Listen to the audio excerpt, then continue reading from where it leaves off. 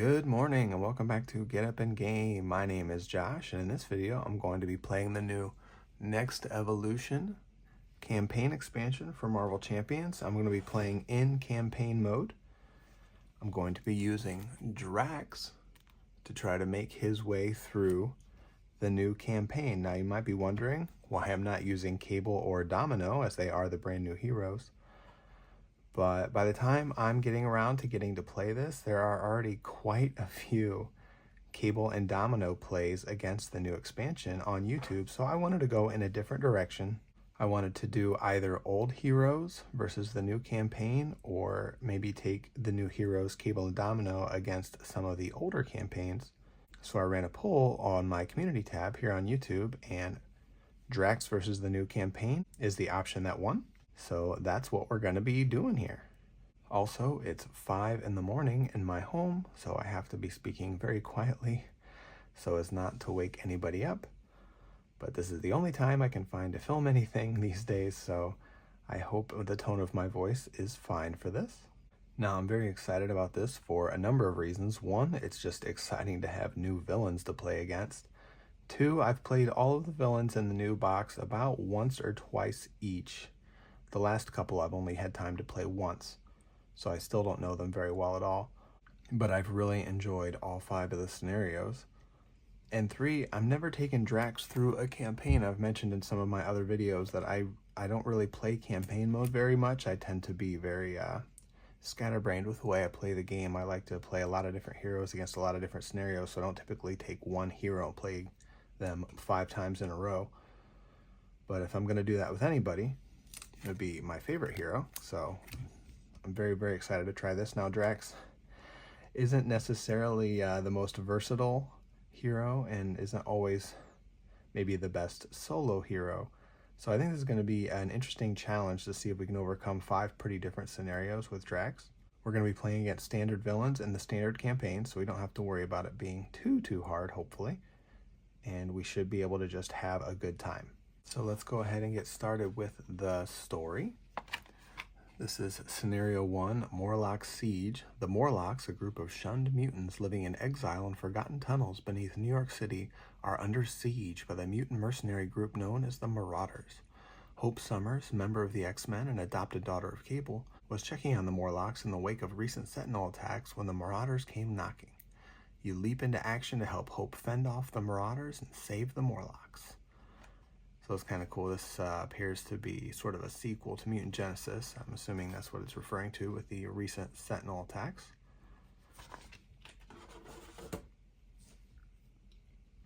So to get this scenario set up, if you haven't watched this yet or haven't played it, there are 7 different Marauder enemies, and very similar to the Mansion Attack scenario from Mutant Genesis, you're going to shuffle up this pile of villains and you're going to play with the top one in play, and you have to defeat 3 of them in order to win. So they all have a pretty low health pools from 9 to 11, but there's a large variety of powers they have, so you don't really know what you're going to be up against when you're building decks for this scenario. We're going to be playing on the A sides, so I'm just kind of looking away and I'm going to stop shuffling. Alright, so it looks like we're starting with Arclight will be our top villain. So she only has 1 scheme and 1 attack, and the way they all work is when they attack you or an ally you control, you have to choose among 2 different options. So here she's either going to be confusing a character or she's going to be getting +2 for the attack. So we'll have to decide that every time she attacks. So we've got that. Of course, I'm just using the standard modulars for this since it's one of the first times I'm playing it. So we're using the military grade and mutant slayers modules. And there's this routed card that every time we defeat a villain, we just tuck it under this routed card to keep track of it. And then once we've defeated 3, we won. But there are many effects in the encounter deck that the more villains that are under here, there's going to be either 1 or 2 or 0, I guess, will affect how strong some of the encounter cards are. So the encounter sort of scales as you defeat more villains, which is pretty cool. So we've got that set up. We've got the routed environment in play. There is a pile of cards over here. There is this Hydra tree, as well as these 4 Morlock allies that will come into play here shortly, but they stay set aside for now. We shuffle the villains together, top card's in play, and then we flip it over. So side 1B is called Knock Knock, and basically there's 6 threat on it. It goes up by 1 per turn, and you only get 3 turns on this scheme. You're going to be putting a counter on it every villain phase, and once there are 3 counters on it, you're automatically move to the next main scheme. So the Marauders are knocking, they're going to knock 3 times, and then they're coming in. So if you can keep this on the scheme for all 3 knock counters, it works out better for you. If this advances to the next scheme via threat, it's a little bit harder. And one thing about Drax is he's not super good at managing threats, so we're going to see how well I can do that. All right, now that the villain is set up, the next thing we have to do to play in campaign mode is there is a whole bunch of these campaign player side schemes, the new card type, that we get to choose from to add one of these to the game. And each one gives you a really, really cool benefit that you can sort of build your whole strategy around, or you can build your decks knowing that you're going to be getting this really nice benefit, because if you complete this player side scheme during the game, then we're going to get the benefit for the rest of the campaign. So you're going to have 4 of these going into the 5th scenario and get a 5th one there. So you're going to be really, really powered up. So far the campaign feels very player oriented, feels like it's really in our favor. But for every one of these that you complete, you have to add a bad card to the encounter deck, and they're all pretty nasty, and they all tie nicely into whatever bonus you're trying to get. The encounter card is going to mess with that bonus, which is a really, really cool way to do it. It's also a very simple way to do it. There's not a ton to track in this campaign. One of the reasons I don't often play the campaigns, feel like there's a lot to track, and I'm usually just wanting to play a quick game. But here, really, all you have to keep track of is there's a couple things from scenario to scenario, but for the most part, you just have to keep hold of these, and then you've got what you need for your campaign play, which is really cool. There was a lot of different ways to go with this, but I have decided I'm going to start with the Prepare Defenses side scheme. When we complete this, it's going to start and play with 4 threat. And when we complete it, we're going to get to flip and put this environment into play.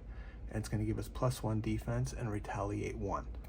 So this is kind of actually a weird matchup for Drax, this particular scenario, because the villain actually wants to be attacking these Morlock allies once they come into play, and you want to keep these alive for the next scenario. That's the point. If all your Morlocks die, you lose.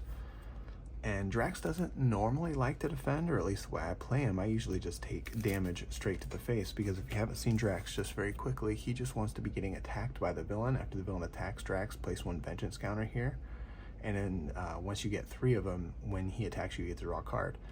And all the vengeance counters give him +1 attack. So he wants to be getting attacked by the villain to build up these vengeance counters, and then later to draw cards. But unfortunately, once you get to the second stage of the main scheme here, the villain doesn't attack you anymore. It's going to attack your Morlocks directly. And so that means if I want the villain to be attacking Drax, I'm going to have to exhaust him to defend, which is a little bit of an unusual strategy for me, though I have done it at times. So at least for this first scenario, I've built Drax's protection deck to be exhausting to defend, to draw the attacks to myself. So I thought having the +1 defense and retaliate would be really nice. And even if I don't play the defendy strategy as much going forward, and I don't know for sure how we're going to approach each scenario, I've really only put a ton of thought into this one so far, that retaliate 1 is going to be really, really nice, because Drax can already get retaliate in his kit. So we could potentially have retaliate 2, which could just go a long way towards helping to bring minions down quickly and things like that. So I think this will be a really nice one to start with. And then as the campaign goes on, we'll get more and more powers to build on top of that. I think it's going to be really cool. So we're going to have this in play, and then that means that this Under Pressure side scheme gets shuffled into the encounter deck, and it's going to be an encounter deck for the rest of the campaign. It has 6 threat on it, which is a scary number for Drax, and it's going to surge, and it's going to add an amplify, which means the villain's just going to be attacking harder, which is just more damage that Drax is going to be taking when he wants to be getting attacked straight to the face. So it's just a really, really well done balancing act here of giving the players good benefits. And the thing that's fun about it is, you know, I'm going to have this benefit for sure all the time. Maybe I won't see that encounter card. Maybe it'll just go as a boost. Though it did have a boost effect. I should have taken a look at that. Give the villain, so okay, it's going to give the villain additional boost. So it's bad either way. But it's just really neat that, you know, you're taking this bad card, but maybe it won't affect you too badly. So we're just going to get that shuffled in. And then trying to something a little different. Normally I have the encounter and player deck on the mat. I'm going to try to keep them off the mat just to save space here. So we'll put this right here, I guess. Hopefully we get it cleared quickly. So this has 4 thread on it. The main scheme starts with 1. Arclight here has 10 health. So let's go ahead and get that set up. So we'll take a quick look at Drax's deck here. I am playing him in protection, which is definitely his best aspect. I don't think it's the only aspect to play Drax in. I think some people think you just always play him in protection, but it does work really well. And like I said, I'm playing more of a defending strategy, which can work pretty well for Drax. He can make good use of Counterpunch because this can deal up to 5 damage for 0 cost, which is really good. I'm using Preemptive Strikes, not only to reduce the damage that's incoming from the villain, you know, by canceling the boost effects and doing a little bit of damage back. But the cool thing about Preemptive Strike is when the villain does want to attack a Morlock in the second stage of this scheme, if I play Preemptive Strike, I can draw the attack to myself without having to exhaust. So that is actually a really good defense event for this. I've got a fair few allies that can thwart for me. Drax isn't very good at thwarting. He wants to be attacking all the time. He does have a very good thwart event, but he's only got 2 of them, and it takes a little bit to get set up. So I've got some allies in here to hopefully help me thwart. Brother Voodoo is a good thwarter. And then the rest of the deck is really just readying. You just want to be readying and attacking with Drax over and over and over. He can get to 5 attack very easily, and then you just want to be punching till the game is over. So Armored Vest, we're not going for a perfect defense strategy. I don't have Hard to Ignore and Unflappable, all that stuff. We're just trying to reduce the damage that comes in and draw the attack to ourselves. I'm not as concerned about preventing all the damage. That stuff, it's great. I love that strategy. It takes up a lot of deck space. And so I decided to keep it simple. We're just going to defend, prevent damage, and then ready and attack. So I've got some booster boots for some more damage reduction. Electrostatic armor could get basically up to Retaliate 3 with Drax's other knife and the prepared defenses environment. Vivian can be nice. A lot of the minions have annoying effects in later scenarios. The side schemes have like when defeated effects that she can hopefully cancel. And then we have things like Indomitable, Med Team to keep some of our allies alive and to help Drax stay alive a little bit. And then Limitless Staminas. We just want to be readying. I didn't include What Doesn't Kill Me in this deck. I usually makes it into my Drax decks. I just didn't feel like I had enough punch resources to reliably trigger it. So we're going to be relying on the Limitless Staminas and Indomitables to keep readying us after we defend. Because you definitely don't want to be exhausted for Drax's turn. He wants to be attacking so that he can make a use of his really good upgrades. But I'm hoping this works. It's sort of a specific strategy tailored to the scenario. And the scenario itself hasn't been very difficult so far. So hopefully we can get the win here and move on to the next considerably more difficult scenario. I can never shuffle without dropping my cards at least once. Alrighty. It's been a while since I've done this. I've mentioned in a couple videos now that I've just found a real time crunch lately. It's been difficult to record videos. And I put out the past, present, and future video. If you didn't get a chance to see it, just kind of explaining why I'm so busy right now, why my production has slowed so much. And I laid out a plan for the future of the channel, and that is still the plan for the long-term future. For the short-term future of the channel, I just want to be playing some games right now. I really want to be playing the new scenarios. I want to be playing the new heroes. So For the time being, anyway, I'm going to be focusing more on gameplay than I am going to be on some of my more talky videos, just because I only have a very small amount of time to record right now, so I have to be very choosy what I do with it, and I really, really want to be playing these new cards. So I'm hoping to be able to get this campaign in, and then maybe some of the other options from the poll could happen too. Would be really fun. All right, let's just get started. So we're drawing 6 cards. We got the Night Nurse, very nice. Drax's other knife, so we could really lean into the retaliate. That's a little too early to worry about readying. Ooh, that armor is going to be really nice. Yeah, it's too early for the thwart card. Yes, this is the Drax card you want to be seeing first turn. After he makes a basic attack, draw 1 card. There is no limit. This card, similar to Ant-Man's helmet, is just so vital to Drax's gameplay if you can get this out early. And there are ways in the campaign to guarantee that you can get this early, which is going to be fun. You're going to have a much better game with Drax. So now the Night Nurse is going to be really good against the Marauders, because in this case, Arclight here, when she attacks, she wants to confuse the character you control. And so I could potentially play the Night Nurse and then just choose the confuse option and then have the Night Nurse take it right off me. Not that I'm going to be thwarting that much anyway, so Arclight's probably a pretty good matchup. So I don't need Intimidation, and I don't need a Limitless Stamina.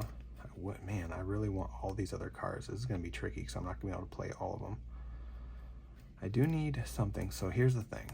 If we get Dweethite Mastery down on the table immediately, so I could use, this to pay for it. And then when I attack, I'm going to get to draw a card. So I'm going to have at least 1 more resource. So I'm going to hold on to one of these because I don't want to draw into any more cards that I want to play. So I don't want to mulligan too hard here, because I do really want all 4 of these. So I'm going to hold on to this just as a resource. I'm going to mulligan this, and maybe I can get something like a Fight Me Coward would be nice. I don't know what I'm looking for, but I am going to mulligan just that one. And we get a double resource, which actually, I was tempted to not put the double resources in this deck. I don't have that many expensive cards compared to how decks normally work. Drax has a very thin economy. But there are some expensive allies in the med team, so I kept them in, and I was just really hoping not to draw them when I didn't need them. So, all right, we're going to go ahead and get started. I'm going to hold on to the double in case we do draw into something useful. Going to use the Limitless Stamina. We're going to get Dweethite Mastery out right away. We are going to change into hero form, where hopefully we stay for the rest of the game. If Drax goes back to Alter Ego, he loses all his vengeance counters. He does get to heal a big chunk, but then he has to start over again. So I try not to flip down ever if I can help it. He has 14 health, so he can typically stay in hero quite a bit. All right, we're just going to start off. I'm tempted to thwart because I do really just want to get this off the table. Even just thwarting for 1 would be helpful. But since I have this on the first turn, I do want to be attacking so that I can draw a card. So we're going to go ahead and attack for 1 with Drax, just to bring her down, mainly just because I want to draw the card, which is going to be an Armored Vest. Oh man, I am seeing a lot of key upgrades early, so we're not going to be able to get all of these on the table.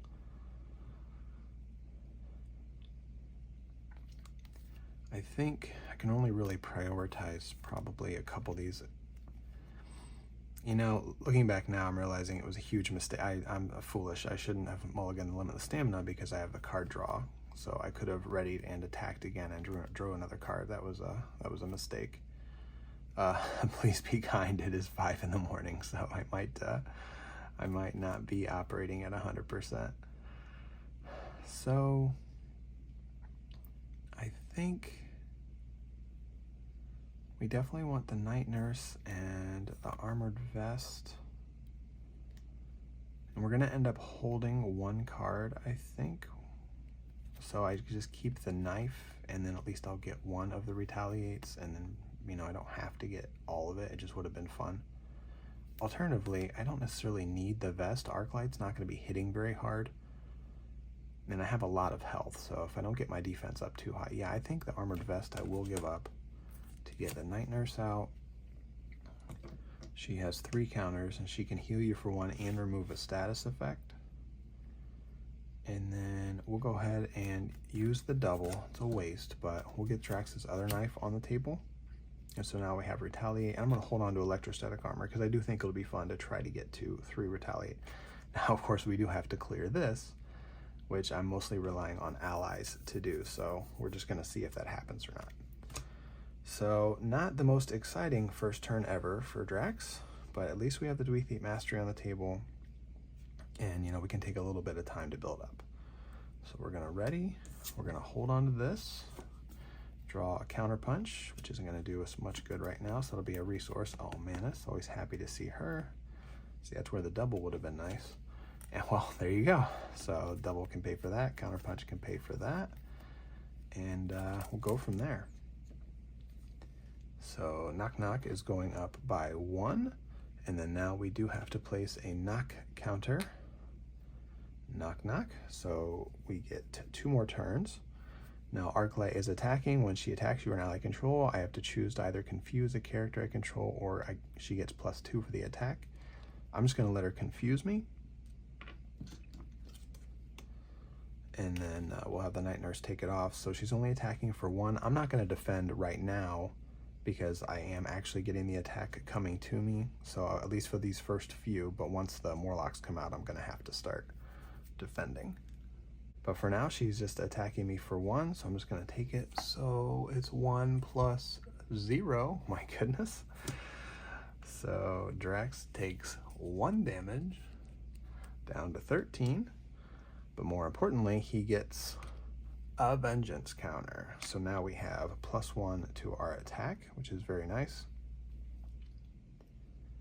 And the only thing left to do is to reveal our encounter card, which is going to be, oh, another side scheme. Oh boy, there's an awful lot of threat. I didn't want threat.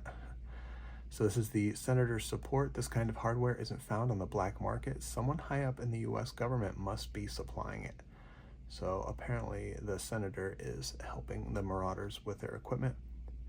It has Hinder 1, so it's going to come in with 4 threat, and when defeated, the first player discards cards from the top of the encounter deck until an attachment is discarded and reveals that card. So that's the type of thing I'm hoping to avoid with Vivian. If I can blank those kinds of effects, that would be nice. But it also has an amplify, so that's not going to be great. So there we go. First round in the bag.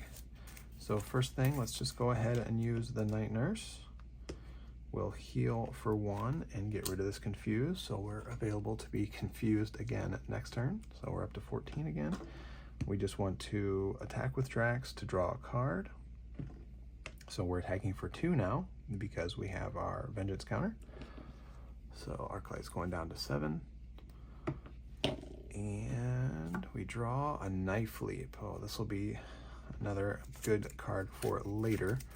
It costs 3, but it does get reduced by 1 for every vengeance counter. So eventually this becomes free, and it gives you +5 for your attack and overkill and piercing. So a really, really great way to do some damage. Speaking of damage, we have Retaliate. So Arclight should have taken another one. And it's going to be easy for me to forget. Retaliate is an effect I often forget. I was actually joking around on Descry Gaming's live stream the other day that I would probably never choose the Prepare Defenses side scheme for this campaign because it gives you Retaliate, and I can never, ever, ever remember that I have Retaliate. And then here I am a couple days later choosing it, and I am probably going to be forgetting. I'm going to try really hard to remember I have that Retaliate. So now let's just get out some more stuff. So we're not going to use this counter punch. So we're going to play the electrostatic armor. So now we basically have Retaliate 2, though with the armor you do need to defend in order to trigger that damage, whereas the Drax's other knife, regular Retaliate, just works. So we definitely want to be getting Mantis out. She's going to keep us healed, though we're doing fine on health right now. And we're just not going to worry about the Knife Leap. That can come later. So normally I'd really like to have seen a Fight Me Coward, Drax's card that allows you to ready and causes the villain to attack you. That's a game card I really like to see in the early game to try to build up the vengeance counters quickly, and we weren't fortunate enough to get a hold of one of those. Now I think I am going to use Mantis to thwart. Of course, we want to be using her to heal, but I really need to rely on my allies to remove the threat. And as much as I should get rid of this, I really want to make sure I get this campaign side scheme, because you only get one shot at it. So we're going to go ahead and thwart for 2.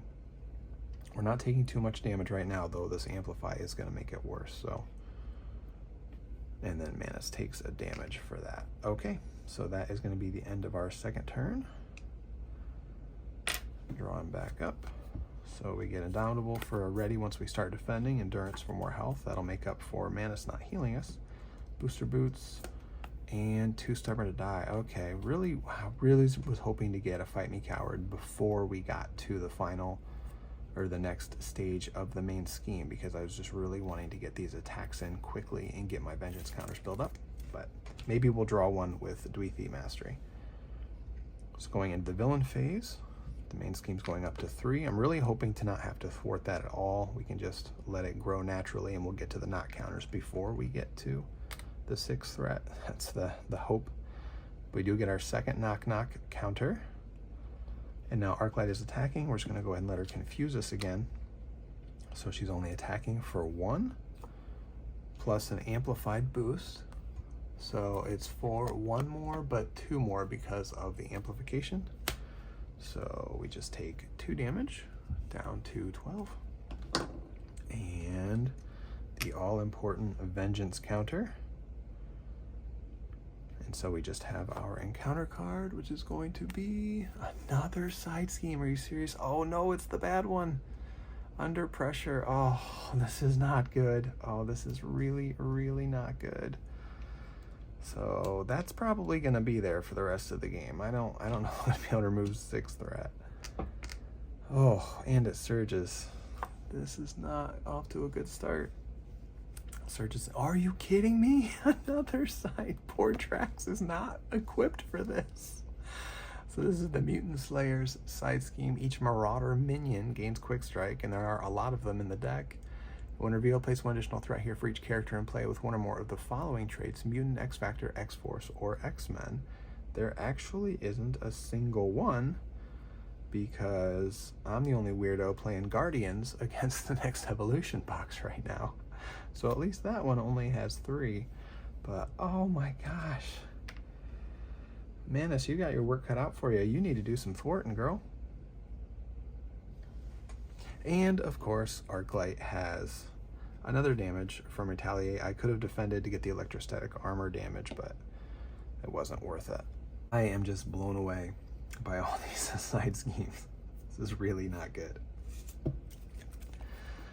Well, okay.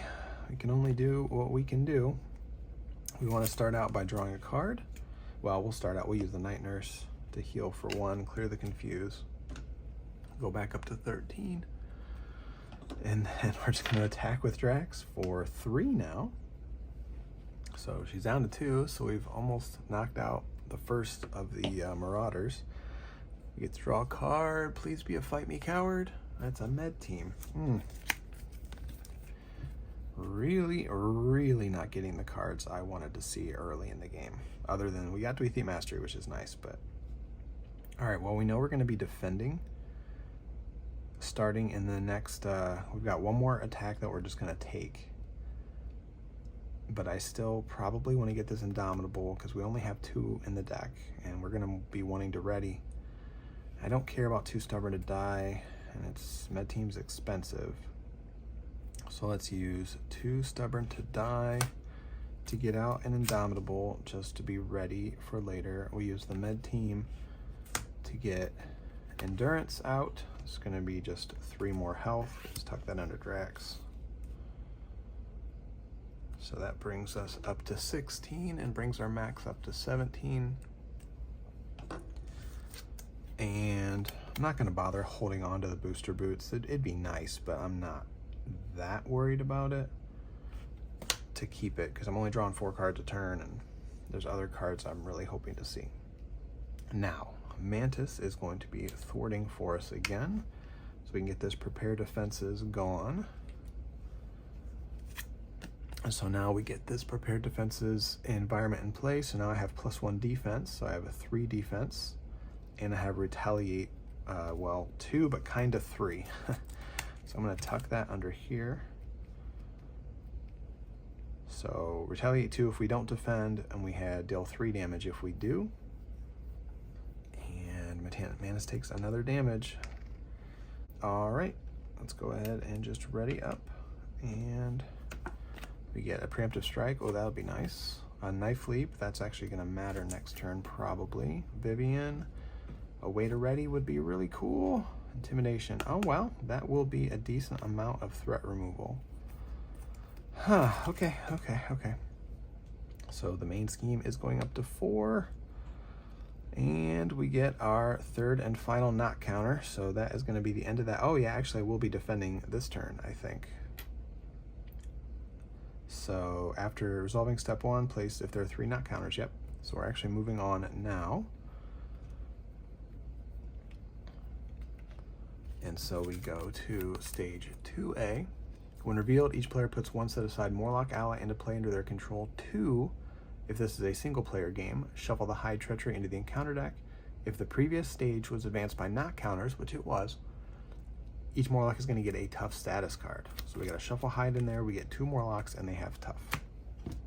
So Hide is a treachery getting shuffled into the encounter deck. It does have Surge, but it gives a Morlock ally a tough status card when it's revealed, and we can exhaust a Morlock to shuffle this back into the encounter deck. So this first scenario really has a lot of tools to help the player ease into the campaign. You get these free allies, they have tough, and there's ways to get the tough back. Now, from now on, you'll see here on these Morlocks, they have victory -1, which doesn't really matter other than they go to the victory display if they're defeated. They don't count against my ally limit, and they can't be removed from card abilities, which is nice. That was one thing. If you played the Mutant Genesis campaign, you got Senator Kelly, and the Mystique could just immediately kill him with card effects, which could really mess you over. Here, we don't have to worry about that sort of thing. And the force interrupt when an enemy attacks you, it attacks a Morlock you control instead. And so that's why I'm playing a more defense strategy, so I can draw the attacks to myself. But they can take the attacks because they have tough, so it's really pretty easy. If you can get these tough statuses on them, you can just let the villain attack them. It's no big deal. So we've done that. We shuffled the Hide in. So now we are at the Mutant Massacre. This allows us to exhaust a Morlock ally to shuffle the Hide from the discard pile back into the encounter deck. And then if there are 3 villains and they're routed, the players win the game, so we just need to defeat 3 villains. And if the stage is completed or there are no Morlock allies in play, the players lose the game. But we really want to save both of them if possible. Now, so we've done step 1. It starts with 0 threat, and then now Arclight is going to be attacking us. Well, she's going to be attacking the Morlock. So now I have to exhaust if I want her to attack me, and I do want her to attack me because I want that vengeance counter. The thing is, I have a couple options here. I have Indomitable in play, so if I exhaust to defend, I will be able to ready. Or I could just play Preemptive Strike and draw the attack to myself, and that would allow me to defend without readying, and I would still get my vengeance counter, which is the main thing here. So I just have to decide if I want to spend a resource. I really want to play Intimidation. I'm going to have 4 attacks. This is going to let me remove 4 threat. So I definitely want to play this. The Knife Leap is just going to basically kill whoever the next Marauder is, so that seems worth using. So I think what I'll do is I'll use the Indomitable, because I'm going to want, well, Knife Leap's free. No, yeah, Knife Leap will be free. So if I use Vivian to play Preemptive Strike, yeah, then I can't afford it. Yeah, I'm just going to use the Indomitable, I think. So she's attacking. We are going to allow her to confuse a character you control. I'll just have her confuse. You know what? Actually, I might end up using the Morlocks to do some thwarting. So we'll let her confuse Drax. And now she's attacking for 1 plus a double amplified boost. But we are going to defend to draw the attack to us. So she's attacking for 1, 2, 3, and then 2 more amplifies, so 4, 5. So she's attacking for 5. We have 3 defense, thanks to the prepared defenses. So we do take 2 damage. but we deal 3 damage back with our prepared defense, our other knife, and the electrostatic armor, which will be enough to defeat Arclight. So the first villain is defeated, goes under routed, so we now have 1 villain under here. After the villain is defeated, put it under here, discard each minion that shares a title with the top villain of the villain deck. So now that looks like Chimera is going to be our next villain. If Chimera the minion were out in play right now, she would get discarded. And now the villain activates against each player in player order. So this is the part of the scenario that can be kind of nasty. When you defeat one, they get a free attack. But we're not too worried about that. So we have 1 villain under routed. Chimera comes out. Let's take a quick look at her. She has 11 health, so she's one of the beefier ones. 1 scheme, 1 attack. And same thing, we have to choose something. She's either going to make us spend a mental resource or get +2. Goes up to 11. And she wants to attack us immediately. Now, first thing, we have to do a couple things. Drax does get his 3rd vengeance counter because we took that attack from Arclight. So now he's maxed out on those. And we're going to use the Indomitable to ready so that we stand back up.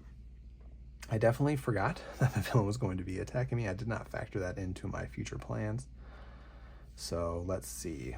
If we draw the attack to us, if we exhaust to defend again, we won't have a way to ready, which is unfortunate because then we can't make use of our Dweethite Mastery to attack. We can't use a Knife Leap. So we don't want to exhaust to defend. So that means we're either going to let Chimera attack one of the Morlocks and just ping their tough, which is probably fine, or we could play Preemptive Strike to draw the attack to us.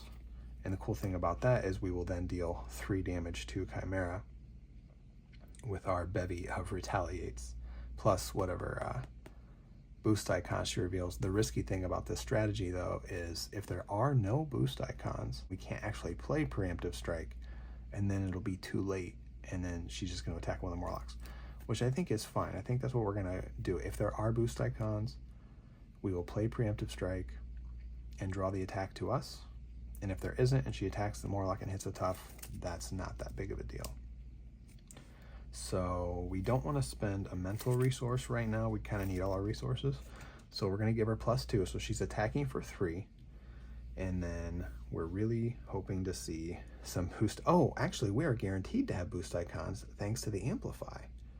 So Preemptive Strike is actually really, really good right now. So that's cool.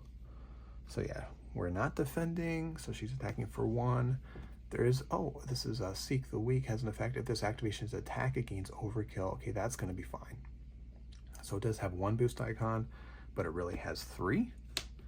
So we are going to play Preemptive Strike. When a boost card is turned face up while the villain attacks, cancel all boost icons. There are 3. Then deal 1 damage to the villain for each boost icon canceled this way. So this is going to deal 3 damage. And since it's a defense card, we are now considered the defender. So she takes 3 damage, goes down to 8. But now that we're defending, she takes 3 more damage from our various effects. So that was really cool. Just a casual 6 damage for her attacking. Now we cancel the boost icons, but we do still take her 1 base attack, so down to 13. And since we have all our vengeance counters and we're playing Drax, we basically become Spider-Man, and we get to draw a card into another Preemptive Strike. Okay. So that is that. Just kind of making sure I remember all the many effects in play here. So really the main thing is just if a Marauder comes out and has Quick Strike, I need to remember that. All right, so let's see what we get for our encounter card. She's going to Scheme. That's not great. This has been all about threat this game. So she's scheming for 1 plus 2 more, and there goes yet another side scheme. So she's scheming for 3, so that's not great, because I was hoping to use that Intimidation in my hand to clear one of these side schemes, but part of me feels like I should probably just make sure I keep an eye on the main scheme. I don't want to lose via threat. So the thing is, she only has 5 health. If we had our knife, we could just attack for 5 and defeat her. The knife leap is overkill, not like the keyword overkill, like it's too much. So I think I don't really want to knock her out, because then the next one's going to come out and attack us.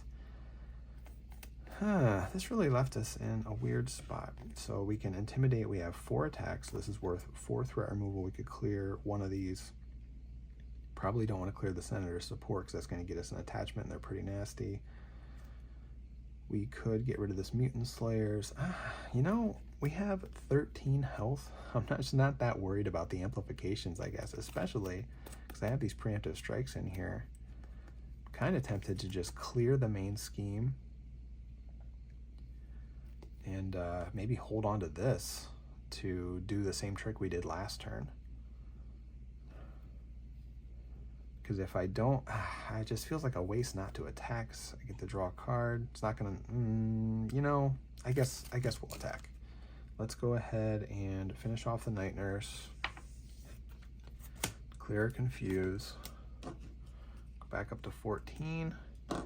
We'll attack, knock her down to 1, and then she's gonna end up getting knocked out in the villain phase either way, unless we don't do anything. If we let her attack a Morlock, I guess, that won't hurt us. And then we get to draw a card into Jocasta. So we could play Jocasta. She could hold on to a preemptive strike from our discard pile for us. And then she could thwart for 2, bringing the main scheme down to 1. Maybe that's the way I go. I hate to waste a knife leap, but we just don't need the damage. Though if I held on to it for next turn, I could all but guarantee the win against the 3rd one that comes out. Though he's got a couple of those, and I don't think we've seen... No. Okay, we're just going to play Jocasta, I think, is the way to go here. So we're going to use 3 resources to bring Jocasta into play. You may play events attached to her as if you were in your hand. When she enters play, you choose a defense event in your discard pile and attach it to her face down. Definitely a card I always play with Protection Drax to get his really good defense event, but Preemptive Strike is also a nice target. So we're going to attach that to her, and she has 2 thwart, which is another very nice thing. So we're just going to keep the main down. We just don't want to take a chance of losing. Here, she takes 2 damage for thwarting, but that's okay. Probably just have her thwart again next turn. And I think that's all I could do. I could use Mantis, but she can't clear anything, so I might as well just hold on to her for now. So there we go. So we're going to draw, speaking of good defense cards, parry, another preemptive strike, another med team, and finally a way to ready. So weird, we never saw any of our Fight Me Cowards. Drax isn't feeling very taunty today, but yeah, I think this is getting close to being wrapped up. Drax can put out so much damage so quickly that once we get set up, which we are pretty decently set up, it doesn't take long for him to bring the game to a conclusion. So this is going up to 2. There are no fancy effects other than Amplify to worry about. Chimera is attacking. So again, we just have to decide how we want to handle this. We could do the Preemptive Strike trick. Could use this to pay for the 1 on Jocasta. We can't use parry because we won't be taking damage unless we draw the attack to ourselves.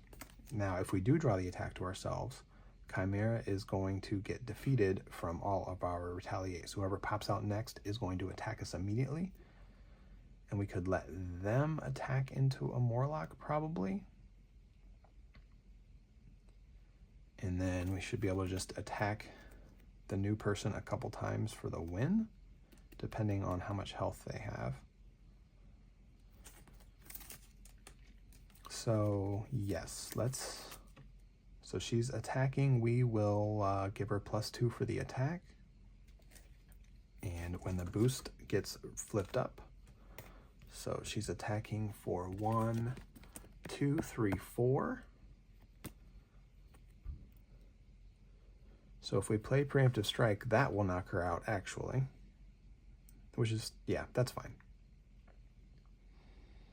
Yeah, we'll do that. So we'll play this preemptive strike as a resource to pay for this one. So that cancels the boost icons, deals a bunch of damage back to her. She does have a +2 for her attack, which I'm remembering I did not take that damage last round. I think I only took 1. So we'll take 2 from the last one. I'd forgotten I gave her the +2. And then we'll take 2 from this one. So a few things are going to happen here. She gets defeated. We're going to get to draw a card and do payback. Oh boy. And now she goes away. She goes under routed. This goes to 2. Riptide pops out. So he has 9 health. And when he attacks you or an ally you control, you either have to place 2 threat on the main scheme and 1 threat on each side scheme. So many. Or he gets +2. And he is going to attack us immediately per the routed. Now, what we could do here is we could exhaust to defend this, and then we have a payback which deals damage equal to our attack, so that's 4 damage, 5, 6, 7. We could all but kill him with just his attack alone, which is a really fun way to play. That's why I do like the defendy Drax, because between the paybacks and the counter punches, you can do a ton of damage during the villain phase, which is just a different way to play. So I think we will do that because we can ready and still attack. So he wants to attack. We're going to exhaust Drax to defend. We are defending for 3. And he is attacking. This is going to be the last turn, so we'll just go ahead and put 2 threat on the main and 1 on each side scheme. We're not clearing these anyway. So he's attacking for 1 plus a double amplified boost of 5. So he's attacking for 6 total. We're defending for 3. So we do take 3 damage, go down to 7. He takes 3 damage from our various retaliates and electrostatic armors. And I get to draw a card because Drax is Spider-Man now, and I get Daredevil. We'll play Payback. After the villain attacks you, deal X damage to the villain, where X is equal to your attack. Our attack is 4, so he is down to 2. And we just have to survive whatever our encounter card is. I almost hope he attacks us again. Oh, well, we wouldn't be able to draw it to us, I guess, unfortunately. Let's see what it is. Oh, we get a minion, which does have quick strike, so that's not great. So Chimera comes in with Patrol. When she attacks, the minion versions work the same way as the villains. You have to make a choice. So she's going to come in and attack us. We either have to spend a mental or she gets +2. We could block with Manus or Jocasta. We could just parry. Yeah, we'll just give her the +2 for the attack, so she's attacking for 3, and then we'll just play parry to prevent all the damage. And then she takes 3 damage because we did defend. And back to us. Riptide only has 2 health, so we're going to go ahead and play Limitless Stamina to ready our hero. We are attacking for 4, which will bring Riptide to 0. Would let us draw a card, and then he goes under routed, which goes up to 3, meaning we have satisfied the victory condition. If there are 3 villains under routed, the players win the game. So, and despite piles and piles of threat, we were able to be victorious. It went the way I wanted it to. It was obviously very quick and very I would say relatively easy. We are at 7. We took some hits there, but I was able to draw the attacks to myself. So weird, I never caused the villain to attack me. It just feels like such a Drax thing to do. It never happened, but we got all our upgradey, defensey, retaliate stuff out, which is what I really wanted to do. So, okay, well that was game 1. Let's take a look at the campaign instructions. So, victory, record the title of each villain under routed in the campaign log under Marauders defeated. So we've got our 3 Marauders over there. Record the number of Morlock allies still in play in the campaign log under Morlock save. So we save 2 of them.